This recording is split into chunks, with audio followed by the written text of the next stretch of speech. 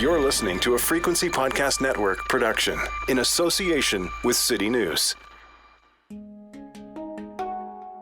This is a story about an international drug syndicate. If it is not the biggest one in the entire world, it is near the top of the list. Police have estimated its revenue at about $21 billion a year. For comparison, you may have heard of El Chapo. His cartel at its peak was about $3 billion.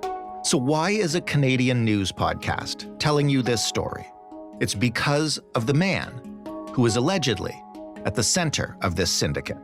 His name is Tse Chi Lop, and he has Canadian citizenship. Not only does he have Canadian citizenship, he has deep roots in Canada's largest city. In fact, Toronto was where he began his suspected career and developed the style that would eventually allow an empire to flourish in Asia and around the world. So who is Tse Chi Lop? How did he, allegedly, do it? Who were the big circle boys, and what was it about Toronto and Canada in the late 80s and 90s that gave birth to a global empire?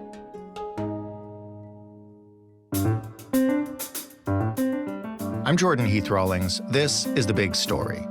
Stephen Marsh is a writer, reporter, and author. He dug into the story of Tse Chi Lop for Toronto Life. Hey, Stephen. Hey, how are you? I'm doing well. Why don't we just start with the obvious question? Who is Tse Chi Lop? Well, he's the architect or the alleged architect of the largest meth syndicate in history out of China, which was responsible for somewhere around 60% of the meth trade in all of Asia. And he was recently caught by a group of about 20 different agencies that had to get together to catch him. And he was back on his way to Toronto when they caught him in Amsterdam's airport. So he was the largest meth kingpin by orders of magnitude. You know, the profits were about as large as Citibank's. And then, of course, before then, he also ran the most successful heroin distribution network in history out of Toronto in the 1990s. So he's an unusual man in that he's actually run two of the largest drugs networks in history and on different continents and in different decades. Tell me about his beginnings, at least, in Toronto. What's his connection to the city, and how did he get started here in Canada? Well, he was one of the wave of immigrants from Hong Kong who came here before the repatriation of Hong Kong. He was part of the Big Circle Boys even then. So they're a gang would be the wrong word. Criminal organization would, I guess, loosely fit what they are. They're sort of not organized crime, but they are criminals and they are organized, if you know what I mean. They came to Toronto in the 80s and they were apex thieves in Hong Kong. They were running, enormous thefts out of banks and out of jewelry stores in Hong Kong. But when they came to Toronto, they really kind of had to start over because they didn't really understand the networks here. And they began as pickpockets, and then they moved on to large-scale credit card fraud, as well as money laundering. And they even did, TTC tokens, and they created whole new businesses. And then eventually they turned to drugs because that's where the big money is. What was Toronto like at that time in terms of organized crime? What was happening? You spoke to people who were deeply involved in trying to stop it at the time. Well, there's a lot of violence. They called it terror in the streets. There was a big illegal scene in all of the Chinatowns in Toronto run out of the illegal gambling houses. And from that, there were essentially a series of criminal gangs who were violently trying to take over the businesses to extort them for really tiny sums of cash. And that led to quite a lot of violence. Now, the Big Circle Boys that Tse Chi Lop comes out of have nothing to do with any of that. They do not do violence. They do violence, but when a business becomes violent, they just leave it. They tend to start markets rather than try to impinge on other people's markets. They truly outcompete by price rather than by violence. So they don't have, the terminologists call it like violent monopolies on trade. They're not interested in that. They're interested in getting into businesses where they can make huge amounts of money by being competitive and outcompeting their opponents. Tell me a little bit more about how Tse rose to the head of this, I won't call it a gang, the head of this organized group of criminals. Well, there is no head. like he has no say over anyone. They're not like a mafia or a triad Right. or anything like it, or certainly not like a biker gang, because they don't have hierarchies. And you can use their name. Like if you want to go call yourself a big circle boy on the streets today, go ahead. They don't care, which is, unlike any other organized criminal gang, with biker gangs where they have like actual patches that identify them. Like these guys don't want to be identified at all. Right. They prefer to be completely hidden from everyone. A loose coalition. Colleagues. I mean, that's what they are. They're like illegal colleagues. And he became the biggest one because he was the best at it. It'd be like sort of like saying, like, how did a guy become the president of TD Bank? Like, he became the president of TD Bank because he had the most connections, because he knew how things worked best, because his other colleagues really wanted to work with him, and because he built businesses, right? So he's not the head of a gang in the sense of there was some bloody war and he became the leader or something like that. He's just the best at it. So what was his life like then, from a practical point of view, when he was kind of at the peak of his powers, for lack of a better term, in Toronto?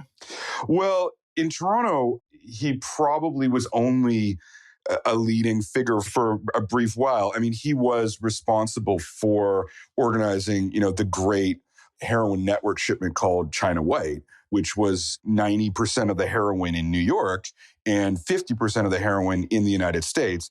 He brought it from the Golden Triangle, from warlords in the Golden Triangle in Thailand and Laos. He shipped it into Vancouver, to Toronto and Montreal. And then from Montreal, he piggybacked essentially on the Rizzuto family's cocaine shipping network, which they had with the Colombian cartels. And this was sort of a magnificent innovation in some ways because, it was the opposite of traditional organized crime. It was inter-ethnic cooperation. The Rizzutos were famous as well for being quite collegial. Like they were not famous for violence. They were famous for bringing people together and working with large numbers of groups of different criminal organizations. So there was a kind of more openness there. And they built this heroin shipment network that was, the most important heroin shipment network in the world. Do we have any idea of his personal wealth, status, family, anything at that time? Like what he was like, what his actual life was? Well, I mean, he was living in the lap of luxury. I mean, that's what this is all about. Huge meals and, visiting celebrities and the shows and like the whole deal. I mean, he definitely had a wife and kids, and his in-laws and his parents were in Toronto and they were all living together. But the Big Circle Boys are not flashy. Like, I mean, an FBI agent said to me once, like, the thing about most drug dealers is that they actually want the world to know that they're drug dealers. Mm-hmm. And that makes them really easy to catch and really easy to spot. Whereas when you have people who really are polite and do not engage in any of that nonsense and don't belong to any kind of like hierarchies and so on, it's much harder to even spot them. So he would have had a luxurious but quite ordinary life, really. He was a gambler. He once lost 60 million euros one night in Macau. And then he was traveling with a team of 8 Thai bodyguards and flying private jets everywhere. But, by then he had a business worth $21 billion a year. So that comes with certain realities. All of that is alleged, of course. Right, of course. So what eventually brought his business in Toronto and across North America down? I gathered there was a collaborative investigation. Can you tell me about what happened there and how it worked or didn't work? Well, it was a guy named Mark Calnan at the FBI and a cop called Mario Lamoth from Montreal, who everyone told me is in the Hall of Fame of cops. He's like one of these unbelievable undercover cops, and they essentially worked their way up from the street corners in New York to where does it come from? It's all coming from Toronto. Where does it come from Toronto? Well, it all comes from this one guy. They'd caught a lot of the Big Circle Boys by then anyway, but they knew he was in Hong Kong, and then they had to use the Hong Kong police to catch him. So that was a collaborative effort of 4 or 5 police departments like the RCMP, the FBI, Toronto Police, Montreal Police, Hong Kong Royal Police. They worked together to get him. And they did. And he did 9 years at Elkton, where he made a wealth of connections and then prepared for the sort of next phase of his criminal life. And so he was released in 2006. And then, I guess, allegedly, as we're talking about here, immediately just decides, that's it, I've had it with drugs. I'm going to walk the straight and narrow forevermore. Yes, that's it. And that's the end of the story. No, he came back to Toronto, and Toronto was too small for him then. the Rizzutos were involved in an extremely bloody vendetta that really consumed almost all of their attention. And, the Big Circle Boys and certainly Tse Chi Lop are not interested in violent businesses or anything like that. Like they were interested in large scales of money. That is what drives them. So the large money was very obviously in meth and very obviously in Asia, which was growing, explosively. He figured out how to dominate the Asian meth trade in a highly innovative way that, totally upended the business and essentially made him the supplier for, like, he was almost all the supply in Australia, but he was also most of the supply in Japan, the Philippines, Korea, Taiwan, Vietnam, Thailand. Like, he really controlled this almost immediately, which is a huge feat considering who you've got to deal with in these places. Like, to be able to make deals with the Yakuza and Australian biker gangs for the same product in the same lifetime is, astonishing. This is Sam Gor that we're talking about, right? Yeah, Sam Gor. Well, Sam Gor is just none of these names are the names they give themselves. Okay. They're not a mafia. They don't, as I said, they don't define themselves that way. Like, it would be a mistake to call them organized crime. Like, a triad is like organized crime. They swear oaths to each other. None of that applies. These are just businessmen, right? Who just deal in high levels of narcotics, right? High weight of narcotics. So what was so unique about this particular narcotics business? Well, what he figured out that the cost of making meth is essentially negligible. When you watch Breaking Bad and you see all this stuff about quality and stuff like that, it's all nonsense. They do that for drama. Like, you actually don't need hugely pure meth to be just as effective on the marketplace. You need a reliable product. Also, getting the material in the Golden Triangle, which is essentially a stateless place, is extremely easy and almost free. Some of the products that you need to make this are as low as a couple $1,000s a ton, like red phosphorus and so on. And the other thing is, like, it takes 1,000 farmers to make a ton of heroin. It takes 10 guys in a lab to make a ton of meth. So the first thing he did was get the product cost so low that he could essentially guarantee delivery. Not essentially, like, he did. He guaranteed delivery. So he allegedly went to all these different gangs and said, like, look, you can make your own meth in Australia or the Philippines or whatever, or you could order from me. I'll deliver it to you at a reasonable price. And if it doesn't arrive, I will replace it at no cost. You take none of the risk. I will take all of the risk. And basically, no one could say no. Right. In a sense, he's getting power over them. But on the other hand, like, what he's offering them is so sweet. It's not possible to compete because his product is reliable, fully works. And, you want to bring materials into Australia, go through the very risky business of making them and then compete with his product. I mean, it wouldn't make any sense to do that. And so that's how he got a business that's scaled up to $21 billion a year. Satisfaction guaranteed or your money back is a pretty tempting proposition for any illegal activity. It's just too comfortable a deal. It's too convenient to say no to. So you briefly mentioned $21 billion, which is the next thing I was going to ask you. Just at its peak, what kind of scale are we talking about here? What was it worth? And honestly, like, how do you hide that amount of drugs being shipped anywhere? Well, hiding the drugs is not really a problem. Like, for example, the entire supply of illegal heroin into Canada for a given year would fit in the trunk of a car. Smuggling the drugs is not really the problem. So you just use mules who are completely disposable and they take the risk and you're fine. But the money is a problem. $21 billion in cash is a logistical nightmare.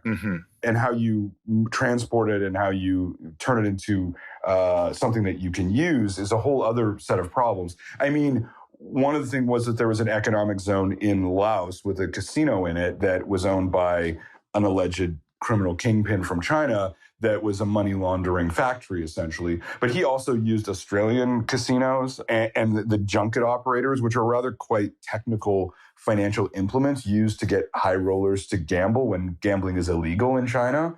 And he used that system masterfully. I mean, it's bringing down a lot of people in Australia right now because Australia has a grotesque meth epidemic of like proportions I don't think we can really imagine. 7% of the population have tried it. Compare that to 0.4% of the population in America. But, just to put the money in perspective, like El Chapo at his peak, his cartel had annual profits of about $3 billion a year. Okay. So you're dealing with 7 times the size of the largest drug kingpin in Mexican history. And all of this money was cleaned basically through casinos. Casinos were a major way. I mean, they had a million different ways. Like if you're dealing with $21 billion, if you're using real estate, I mean, Toronto real estate, Canadian real estate is a huge money laundering problem. Art was another way, and other dark markets. So what eventually, because you mentioned at the beginning that, he's currently been caught again. What brought this one down? My impression from talking with the police is that essentially if the police know who you are, they will catch you. And in a sense, the Big Circle boys know this. Like, they've been known to congratulate the police who catch them. I mean, they know the risks that they're running. Right. It took 20 agencies to bring him down because he was in Taiwan and probably had political protection of some kind that no one's really describing. They put him on Interpol and they had to make it impossible for him to move and then force him to move. And then they caught him. And what's he facing charges on? And what's the status of his case? And what are the chances he goes away for good this time? I mean, he's in Amsterdam. He's going to take his case in Holland to the Supreme Court. So that will be a separate matter. I think it's for a 2013 case that they kind of have him dead to rights on, or they feel they do. What's happened to, and I'm not going to use the term syndicates or organizations, but what's happened to these drug smuggling businesses since his departure from them, first in Toronto and now in China? Oh, nothing.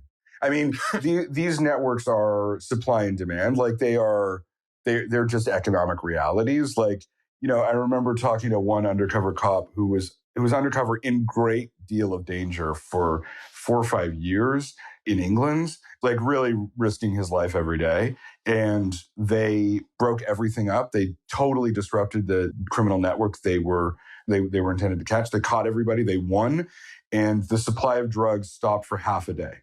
It took half a day for the drug markets to resume to their original status. And the other thing is, like, when you have new drug markets, they're violent at first before they stabilize. So it just led to increases in violence, and it didn't affect the supply of drugs at all. No, I mean, the war on drugs is totally ineffective. It doesn't make any difference at all. Like, what makes a difference is either the government taking over these markets or active efforts to decrease demand. I mean, that was going to be my last question, is it seems like this entire story, both here and overseas, makes the case for legalization of drugs because there's simply no way to stop it otherwise. Well, I don't think we're not talking about marijuana here. We're talking about methamphetamine. It's poison, right? And like heroin, these are poisons. And they have huge, huge social effects. But I think, decriminalization and then working towards limiting demand. I mean, the police chief here is in favor of that in Toronto. He's actively in favor of it. Yes. It's worked other places. All these cops that I talked to who were extremely gutsy, like extremely courageous people who were fighting for their societies in profoundly dangerous conditions. Like, it seems to me absurd to send them into these dangerous positions when we're very unclear if it has any effect whatsoever on what we're trying to stop. So everyone that I've talked to who knows what they're talking about, i.e. cops, i.e. people at the UN who deal with large-scale trade, they're all in favor of decriminalization. So I don't really have an opinion of my own that's worth something, but that's certainly their opinion. Stephen, thank you so much for this. It's a fascinating story. Pleasure. Stephen Marsh, writing in Toronto Life. That was The Big Story. For more from us, head to thebigstorypodcast.ca. Find us on Twitter at TheBigStoryFPN. Talk to us anytime, as you know, via email, thebigstorypodcast, that's all one word, at rci.rogers.com. Thank you for your story ideas over the past week. Please keep them coming. We have more than we know what to do with, which is great. Unfortunately, global events keep preventing us from covering some of the more fascinating little stories from around the country, and we will make an effort to get to those in the coming weeks. It can't always be the end of the world. Surely. You can find this podcast in every podcast player, and of course, you can ask your smart speaker to play the Big Story podcast. Thanks for listening. I'm Jordan Heath Rawlings. We'll talk tomorrow.